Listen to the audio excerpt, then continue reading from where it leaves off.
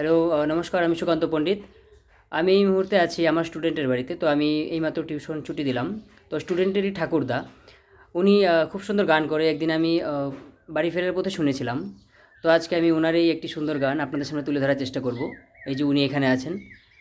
আপনার নাম কি? চঞ্চল দাস। ওনার নাম হলো চঞ্চল দাস। আচ্ছা, আপনি কি আগের থেকেই সঙ্গীত ভালোবাসতেন, গান করতেন? আগের থেকে আপনি সঙ্গীত গান করতেন না? গান করতাম। আচ্ছা আচ্ছা, গান করতেন। তো যাই হোক, উনি আমাকে একদিন আমি বলেছিলাম যে দাদু, আমি আপনার একটি গান রেকর্ড করব। তো উনি একদিন আমাকে বলেছিলেন যে দাদু ভাই, গান কবে রেকর্ড করবা? তো আমিও সময় পাচ্ছিলাম না। আজকে ওনার নাতিকেই টিউশন পড়িয়ে আমি ছুটি দিয়ে বাড়ি যাচ্ছি। তো হঠাৎ করে আমি আবার ফিরলাম। ফিরে এসে দাদুকে বললাম যে দাদু, আমি আপনার গান রেকর্ড করব। তো দাদু খুব খুশি হয়ে আমাকে বললেন আচ্ছা ঠিক আছে। তো উনি করতাল নিয়ে আসলেন। দেখা যাক কী সুন্দর গান উনি করে। তো আপনারা আশা করি গানটি শুনলে অবশ্যই খুশি হবেন, এবং ভালো লাগলে অবশ্যই লাইক, কমেন্ট এবং শেয়ার করবেন। আর আমাদের গ্রামে এই ধরনের অনেক মানুষ রয়েছেন যারা খুবই খুবই ভীষণ রকমভাবে সঙ্গীত প্রেমী। তো তাদেরকে কেউ কখনো তুলে ধরে না। তাদের এই সঙ্গীত, যে তাদের যে এই প্রতিভাটা, এটা সুপ্ত রয়ে গেছে। তো আমি চাই আমার গ্রামের এরকম যে সমস্ত শিল্পীরা রয়েছে, তাদের এই ক্ষুদ্র প্রতিভাটাকে একটা নির্দিষ্ট একটা সুন্দর জায়গায় আমি পৌঁছে দিতে চাই। যে কারণে আমার এই প্রচেষ্টা। তো আমি চাই ওনার এই ছোট্ট প্রতিভাটা যেন আপনাদের সকলের কাছে পৌঁছে যায়। আপনারা দূর দূর থেকে যেন এই ভিডিওটি দেখতে পারেন, এবং অবশ্যই এই মানুষটার জন্য আপনারা একটি লাইক, কমেন্ট এবং শেয়ার করবেন। এই ধরনের মানুষ যারা যারা রয়েছেন, তো আমি চাই যে তাদেরকে আপনাদের সামনে তুলে ধরতে। তো আমি চেষ্টা করছি, দেখি উনি কি আজকে গানটা করে। আপনারা অবশ্যই মনোযোগ দিয়ে গানটি শুনবেন। অবশ্যই আপনাদের ভালো লাগবে, কারণ একটা কথা মনে রাখবেন, গ্রামের ছোট ছোট শিল্পীদের যে প্রতিভা, এটা সত্যি অনেক উঁচুতে, আর সঙ্গীত অনেক উঁচুতে। আর আমি ভীষণ রকমভাবে সঙ্গীত প্রেমী। তো যে কারণে আমি আজকে ওনার গান রেকর্ড করতে চলেছি। তো দেখা যাক কি হয়। সবাই দেখতে থাকুন।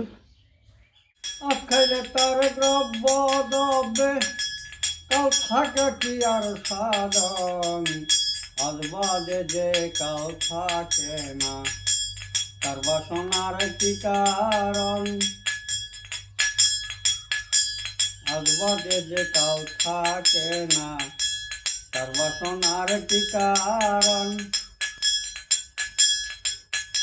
আগো না যাইতে বছর একটি, ছেলেটি হয়েছে ডিএসপি, পিতাই করে বিয়ার হাঁটাহাঁটি, 10,000টি বরের পণ। আগো না যাইতে বছর একটি, ছেলেটি হয়েছে ডিএসপি, পিতাই করে তারা তারে দাওয়ান কোঠার আয়োজন।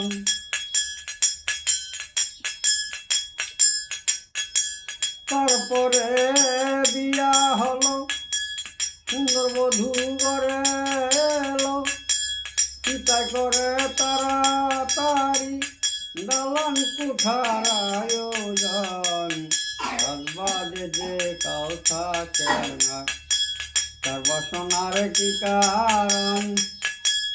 আজ বাদে যে কাল থাকে না, তার বাসনার কি কারণ? না যাইতে বছর একটি, ছেলেটি হয়েছে ডিএসপি, পিতাই করে বিয়ার হাঁটা হাঁটি, 10,000টি বরের বন।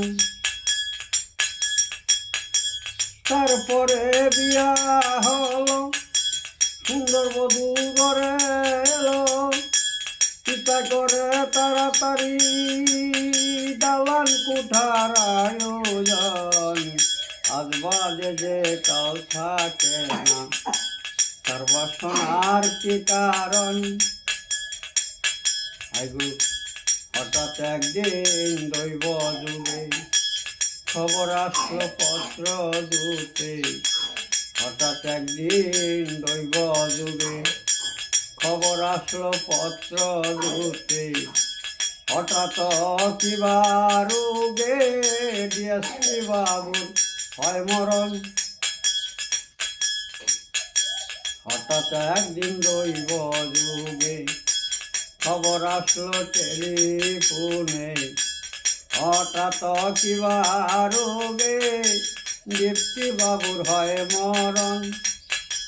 বাড়ি শুদ্ধে কান্না কাটি বাড়ি শুদ্ধে কান্না কাটি দুলুতে লুটায়া মাটি মাথা পিঠায় অসেতন আজ বাদে যে কাল থাকে না তার বাসনার কি কারণ বিজয় দাস বাউলে বলে বিজয় দাস বাউলে বলে তার যে কি হয় কখন আজ বাদে যে কাল থাকে না তার বাসনার কি কারণ বিজয় দাস বাউলে বলে বিজয় দাস বাউলে বলে কার যা কি হয় কখন আজ বাদে যে কাল থাকে না তার বাসনার কি কারণ।